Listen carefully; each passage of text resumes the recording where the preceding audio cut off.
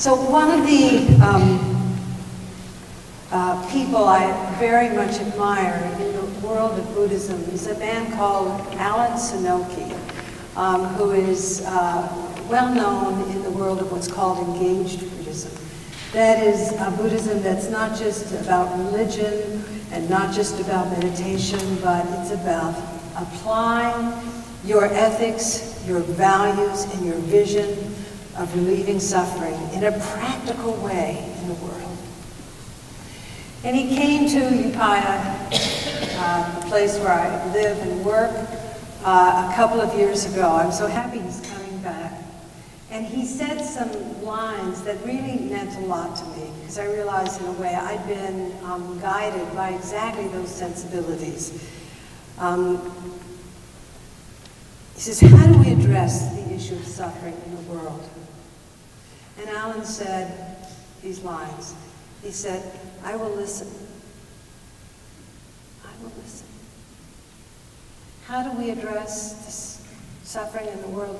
It's not to immediately jump in and start saving, fixing. But the first thing that I will do is really, I will listen. And part of that listening is that capacity to really be opening to having suffering penetrate us. I will listen. Then Alan said, I will look you in the eye.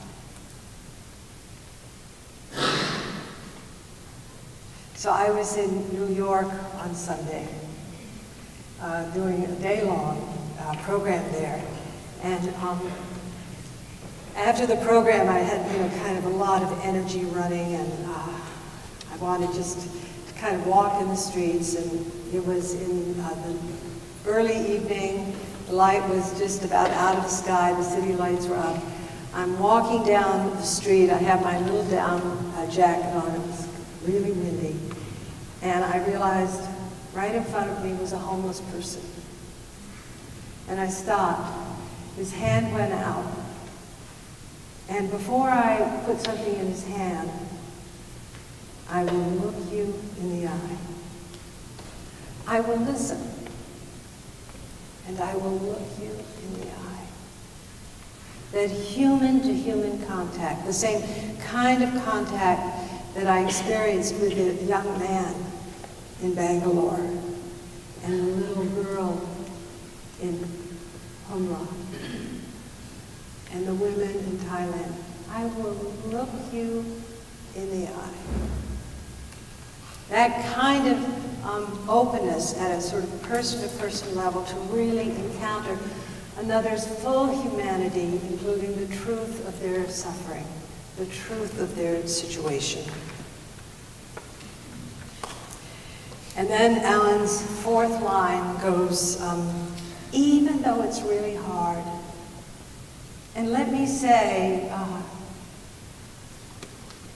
serving in the world where there's a lot of visible suffering, and we're not speaking about the suffering that's more invisible that we see in corporations and businesses and educational institutions, but where there's highly visible suffering, even though it's really hard and I don't know what to do. These are two very important dimensions.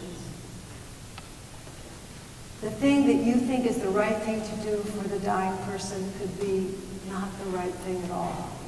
I really don't know what to do.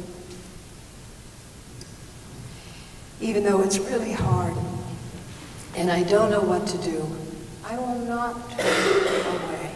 I will not turn away. I will not abandon you. It really takes immense strength to stay. And then the fourth line that Alan shared with us was, I will walk side by side with you at your pace. I will walk side by side with you at your pace.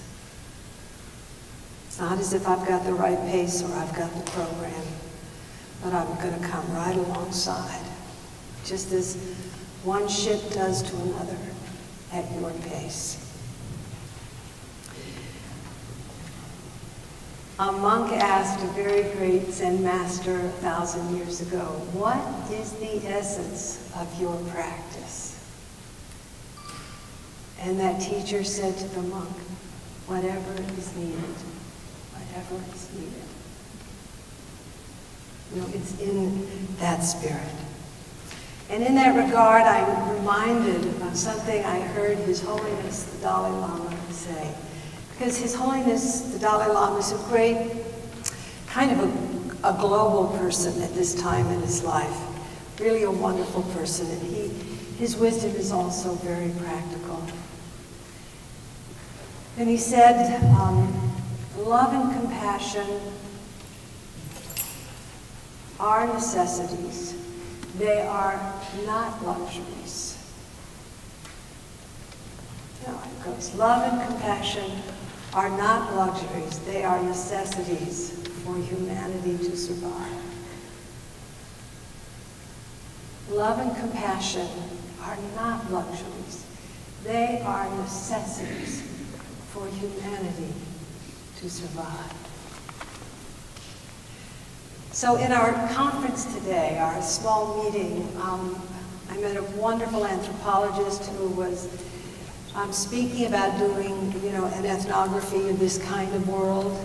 And we both came to a very similar conclusion, that there are some things that can be measured, and there are some things which cannot be measured. And love cannot be measured. Love cannot be banked. In fact, it's true, the more you give away, the better off you are. The same with compassion. These are, in the Buddhist terms, the Brahma Viharas, known as the immeasurable states of mind. Love and compassion. So what do we mean when we use this word of compassion?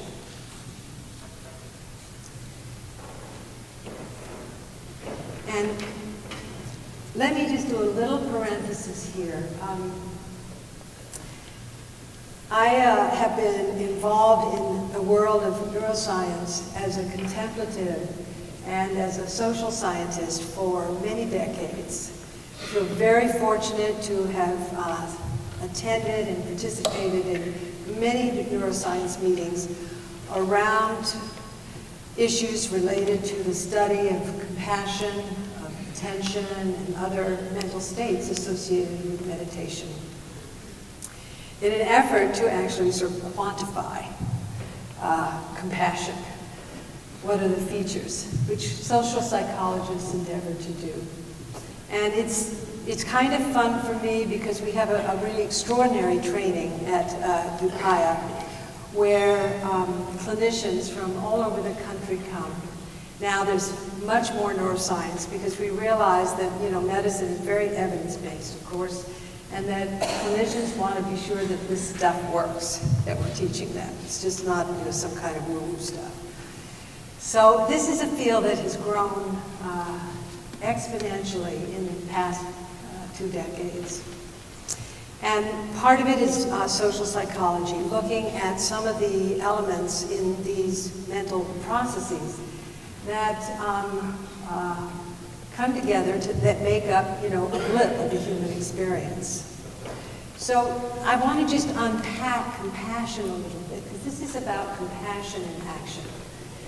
But it has some components that I think are important for you and I to know about.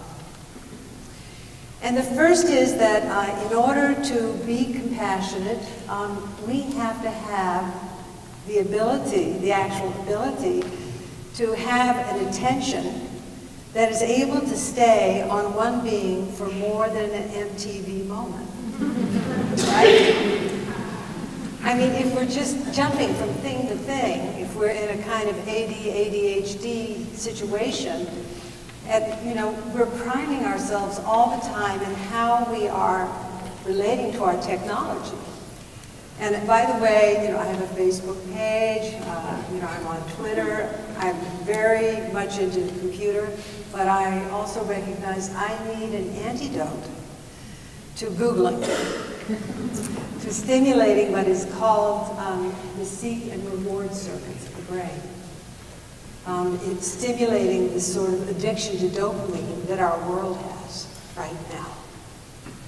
That I have to step away and be more relational. I have to step away and be more attentive to my own physical life and my own psycho-spiritual life. So how do we develop an attention that is able to stay on a phenomenon for more than a micro moment? Do you know what I mean? You just look at most of your behaviors on the computer, right? We're just like sort of pan and go. We're moving through much content at an incredibly high rate of speed, looking for something, and having that momentary sort of dopamine woo, and then on to the next thing. It's just like if you're a guy chasing beautiful women, or if you're looking for a job, or whatever. Wow.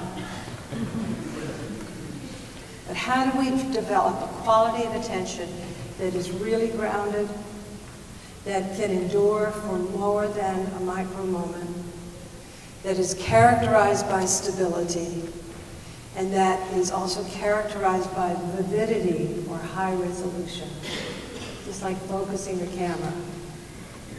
How can we bring our attention to an individual who's suffering in a way where the attention is not clouded by our conceptual content of the mind, by our ideas of what we have to do to work with this person, but have a quality of attention that's very stable and present, and where we really allow ourselves to be penetrated by the truth of this one's suffering. I think our grandparents were better at this. Do you know what I'm saying? I think those of us who are, in this generation, and I would include myself, some of us are transgenerational, but I hang out with a lot of young people, and it's a trip. I mean, the capacity to really bring your attention to a single object and keep it there without boredom and impatience arising is not easy.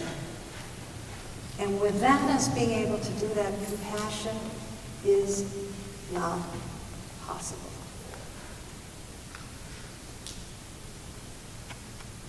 So it's going to take some training. The second thing is, in addition to attentional balance, is our capacity to actually be emotionally balanced. That is to develop intentionally pro-social mental qualities which are wholesome, which are really healthy. And not to be so upregulated that we're kind of in a state of extreme reactivity all the time. And I have to say, because I was young once, it's easier when you get older often. But if you have habits of hyperreactivity, they go right into your old age and death. So don't let it be an age-dependent thing.